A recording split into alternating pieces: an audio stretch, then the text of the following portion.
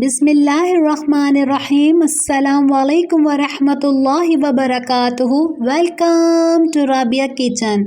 उम्मीद करती हूँ आप सब खैरियत से होंगे। अल्लाह ताला आप लोग को खुश रखे, आबाद रखे, हमेशा आप लोगों के दस्तरखान को अल्लाह ताला वसी रखे। आज मैं आप लोगों के लिए मज़ेदार से नान खटाई बिस्किट की रेसिपी लेके आई हूँ जो बहुत खस्ता बनते हैं। आए बनाना स्टार्ट करते हैं।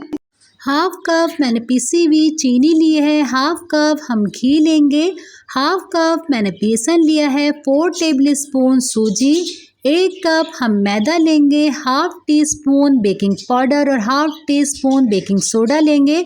सारी चीज़ों को मैंने अच्छे से छान लिया है। एक बाउल लेंगे और इसके अंदर हम हाफ कप घी डालेंगे और हम हर चीज़ को एक ही चीज़ से नाप के डालेंगे। जिस तरीके से मैंने एक बाउल को लिया है, अगर आपके पास चाय पीने के कप तो सबके घर में मौजूद होते हैं, उससे भी हर चीज़ को बराबर नाप के डालेगा और अच्छे से स्पून से हम इसे मिक्स कर लेंगे। अब हम इसका स्पून को हटा लेंगे और विप से अच्छी तरीके से इसे मिक्स करेंगे कि इसका कलर बिल्कुल चेंज हो जाए और ये फ्लफ़ी हो जाए। और आप देखें माशाल्लाह से ये कितना फ्लफ़ी हो चुका है। इसी के अंदर हम 1 कप मैदा डालेंगे, हाफ कप हम इसके अंदर बेसन डाल देते हैं और 4 टेबलस्पून मैं इसके अंदर सूजी डाल रही हूँ। मैं इसके अंदर बहुत बारीक वाली सूजी डाल रही हूँ क्योंकि सूजी भी 2 किस्म की आती है, एक मोटी आती है, एक बारीक आती है।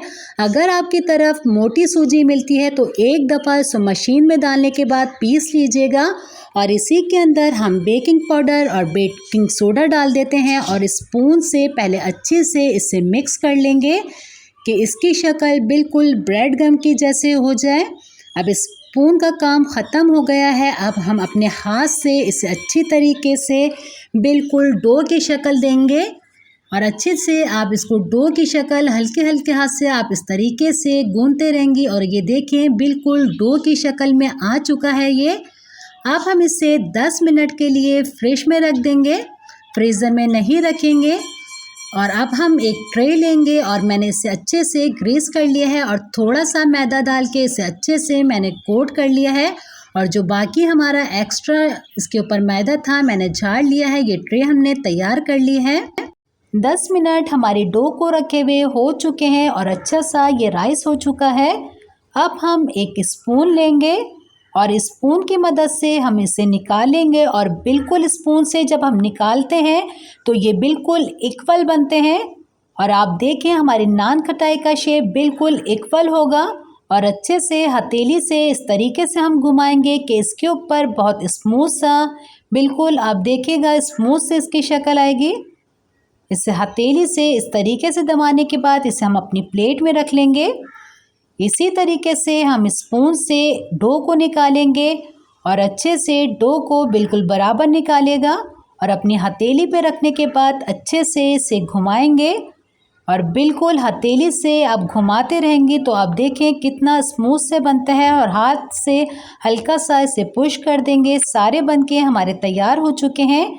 एक स्पून लेंगे और स्पून से इस तरीके से हम हल्के हल्के हाथ से इसे दबाते रहेंगे और सबको हम इसी तरीके से पहले शेप दे देते हैं और जो ट्रे हमने तैयार की थी इसके अंदर इस तरीके से फासले से हम इस तरीके से रखेंगे क्योंकि हमारे खस्ता सी नान खटाई राइस होगी। और एक मैंने अंडे की जर्दी ली है जिसे अच्छे से फेंट लिया है। एक ब्रश की मदद से इसके ऊपर हम अच्छे से पूरा कोट कर देंगे अपनी जर्दी को और इतनी खस्ता ये नान खटाई बन के तैयार होगी। बाहर से भी अच्छी, आप घर पर साफ़ सुथरे तरीके से बनाकर अपने बच्चों को देंगे, आप भी खुश, आपके बच्चे भी खुश। इतने मज़ेदार सी बनती है।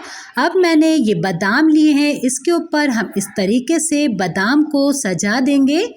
ये देखिए कितने खूबसूरत लग रहे हैं और बिल्कुल न्यू स्टाइल की आपको मैंने नान खटाई बिस्किट बनाना सिखाए हैं। अब मैंने 5 मिनट पहले ही अपने पतीले को फ्री हीट कर लिया था। इसी के अंदर हम अपनी नान खटाई बिस्किट रखेंगे और पूरे 30 मिनट के लिए इसे हम हल्की आंच पे रख देते हैं बिल्कुल। और 30 मिनट इसे हो चुके हैं। माशाल्लाह से ये अच्छे से राइस हो चुकी है। आप देख सकते हैं माशाल्लाह से कितनी खूबसूरत लग रही है। इसे मैं निकाल लेती हूँ और बिल्कुल स्पून से इस तरीके से निकालेंगे हम।